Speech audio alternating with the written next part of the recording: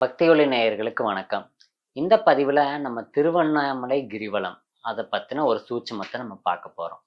இப்போ வீட்ல வந்து ஒரு பெரும் செல்வ இழப்பீடு, இல்லன்னா ஒரு பொருள காணோம். வீட்ல ஒரு நபர காணோம். இல்ல வீட்ல வந்து துர்மரணம் நிகழுது. வீட்ல வந்து ஒரு நபர் வந்து அகால மரணம் அடைஞ்சுட்டாங்க.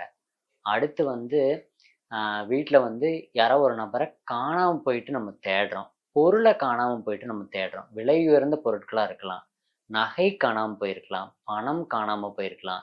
ஏதோ ஒரு புக்க வச்சுட்டு நம்ம தேடலாம். அந்த மாரி ஒரு பொருள் காணாம போய் நம்ம தேடுறோம். அடுத்து வீட்டில் அகால மரணம். இல்லன்னா நபர்கள் இறந்து போய் அதனால அடைப்பு வர்றது. அப்ப இதுக்கு பின்னாடி என்ன காரணமா இருக்கும்னா, நம்மளுடைய கர்மா தான். முன்ஜென்ம கர்மா. அதாவது கர்மா வந்து 3 வகைப்படுது. பிராப்த கர்மா, சஞ்சீத கர்மா, ஆகாமிக கர்மா. அப்ப பிராப்த கர்மா அப்படின்னா, நம் முன்ஜென்ம சாப வினை பயன்.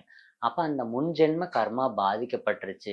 நம் முன்னோர்கள் கிட்ட இருந்து கிடைச்ச கர்மா வந்து நமக்கு சரியில்ல அப்படின்னா, இந்த மாரி விஷயங்கள்லாம் நம்ம வந்து இழப்பீட சந்திப்போம். அடுத்து வீட்டில் அகால மரணமும், அடுத்து நபர்கள் இறந்தால் அடைப்பு வரும். அப்ப இந்த மாரி விஷயம் நடந்துச்சு அப்படின்னா, இதிலிருந்து நம்ம எப்படி தப்பிச்சு வெளில வர்றது? நம்ம இழந்த பொருளை எப்படி மீட்கிறது? நாம் இழந்த செல்வத்தை எப்படி பெறுறது? இல்ல எனக்கு வேலை போயிருச்சு, வேலை கிடைக்கணும். நான் கவர்மெண்ட் ஜாப்ல இருக்கேன், சஸ்பெண்ட் ஆயிட்டேன், திரும்ப ரீஜாயின் பண்ணணும். ஒரு விஷயத்த வந்து இழந்துட்டேன், எனக்கு திரும்ப வேணும். இன்னும் சொல்லப்போனா, காதலர்கள் பிரிஞ்சு போயிட்டாங்க. எனக்கு திரும்ப என்னுடைய காதலி எனக்கு கிடைக்கணும். இல்ல ஹஸ்பண்ட் பிரிஞ்சு போயிட்டான், ஒய்ஃப் பிரிஞ்சு போயிட்டாங்க. திரும்ப எனக்கு அவங்க வேணும்.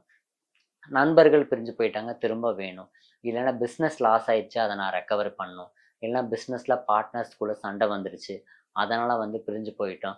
அப்படி என்னென்னவெல்லாம் நம்மளை விட்டு நம்ம போச்சோ அது திரும்ப கிடைக்க இந்த திருவண்ணாமலை கிரிவலம் ஒரு அற்புதமான பரிகாரம்.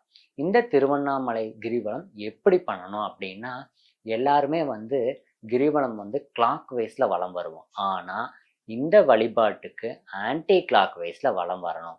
அப்ப ஆன்டி கிளாக் வைஸ் அப்படின்னா, ஈசான்ய லிங்கத்துல ஆரம்பிச்சு இந்திரலிங்கம் வரைக்கும் வர்றது தான் ஆன்டி கிளாக் வைஸ் மூமெண்ட். அதாவது முனீஸ்வரன் கோயிலுக்கு பக்கத்துல ராஜகோபுரம் இருக்கும். அந்த ராஜகோபுரத்துக்கு முன்னாடி பார்த்தீங்கன்னா, நம்ம வந்து கற்பூரம் திகு திகுன்னு எரிஞ்சிட்டு இருக்கும். அப்ப அங்கிருந்து ஆரம்பிச்சு நம்ம வரணும். அப்ப அந்த கற்பூரம் எரிஞ்சிட்டு இருக்கும் இல்லையா? அங்க நீங்க என்ன போடணும் அப்படின்னா, பச்சை கற்பூரம் போடணும். அப்போ நீங்க திருவண்ணாமலைக்கு போகும்போதே பச்சை கற்பூரம் ஒரு 50 கிராம் வாங்கிக்கோங்க. அதுல 25 கிராம் பாதி அளவு பச்சை கற்பூரத்தை எடுத்து, அந்த ராஜகோபுரத்துக்கு முன்னாடி எரிஞ்சிட்டு இருக்கிற அந்த கற்பூரம் எரிஞ்சிட்டு இருக்கும் இல்லைங்களா? அதுக்குள்ள நீங்க போட்டுருங்க. போட்டுட்டு உங்களுடைய கோரிக்கை என்னவோ அதை வச்சுட்டு, என்ன நீங்க இழந்தீங்களோ அதை பெறணும் அப்படின்னு அந்த ராஜகோபுரத்தை பார்த்து வேண்டிக்கிட்டு, நீங்க ஈசான்ய லிங்கத்துல ஆரம்பிச்சு ஆன்டி கிளாக் வைஸ்ல நீங்க சுத்தி வரணும். அப்ப சுத்தி வரும்போது செருப்பு போடக்கூடாதுங்க. வெறுங்கால்ல தான் நடக்கணும். ஏன்னா அங்க வந்து சித்தர்கள் எங்க வேணாலும் ஜீவ சமாதி அடைஞ்சிருப்பாங்க. அதனால அங்க வந்து செருப்பு மட்டும் எப்போதும் போட்டுறக்கூடாது.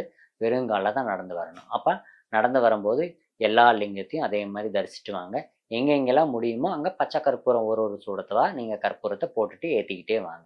திரும்ப முடிக்கும்போது இந்திரலிங்கத்தில் நம்ம முடிப்போம். திரும்ப ராஜகோபுரத்துக்கு வந்துருவோம். அந்த சூட எரிஞ்சிட்டு இருக்கிற இடத்துக்கு வந்துருவோம். அங்க திரும்ப மீதி உள்ள ஒரு 25 கிராம் பச்சை கற்பூரம் வச்சிருப்போம் இல்லைங்களா? அதையும் திரும்ப போட்டுட்டு உங்களோட கோரிக்கை என்னவோ அதை வேண்டிட்டு அப்புறமா இறைவனை வேண்டிட்டு வாங்க. இந்த கோரிக்கை எவ்வளவு நாளுக்குள்ள நடக்கும் அப்படின்னா, நீங்க இந்த மாதிரி 3 பௌர்ணமிக்கு தொடர்ந்து கிரிவலம் வரணும். அப்பிரதட்சணமாக கிரிவலம் வர வேண்டும். ஈசான்யத்துல ஆரம்பிச்சு இந்திரலிங்கம். இந்த கோரிக்கை, அதாவது இழந்ததை பெற வரைக்கும் மட்டும்தான் இந்த அப்பிரதட்சண வழிபாடே தவிர, நீங்க இழந்தத ஒரு 3 பௌர்ணமிக்கு நீங்க கிரிவலம் இந்த மாதிரி போனீங்கன்னா, அந்த 3 பௌர்ணமிக்குள்ளேயே, அதாவது 3 மாசத்துக்குள்ளேயே நீங்க என்ன இழந்தீங்களோ அதை நீங்க உங்களுக்கு திரும்ப கிடைச்சிரும். அது கிடைச்சதுக்கு அப்புறமா திரும்ப அடுத்து நீங்க பௌர்ணமிக்கு போகும்போது பிரதட்சணமாக கிரிவலம் வர வேண்டும். பிரதட்சணமாக கிரிவலம் அப்படிங்கிறது ஒரு நன்றி செலுத்தும் முறை. அதாவது நார்மலான இறை வழிபாடு தான் பிரதட்சணமா கிளாக் வைஸ்ல வர்றது. இழந்ததை பெறுவதற்கும் அடுத்து கர்ம ரீதியான பாதிப்பு நமக்கு தீரவும் ஆன்டி கிளாக் வைஸ்ல அப்பிரதட்சணமாக வரணும். அப்ப அந்த அப்பிரதட்சணம் எப்ப வரைக்கும் வரணும் அப்படின்னா, நான் இழந்ததை பெற வரைக்கும் மட்டும்தான்.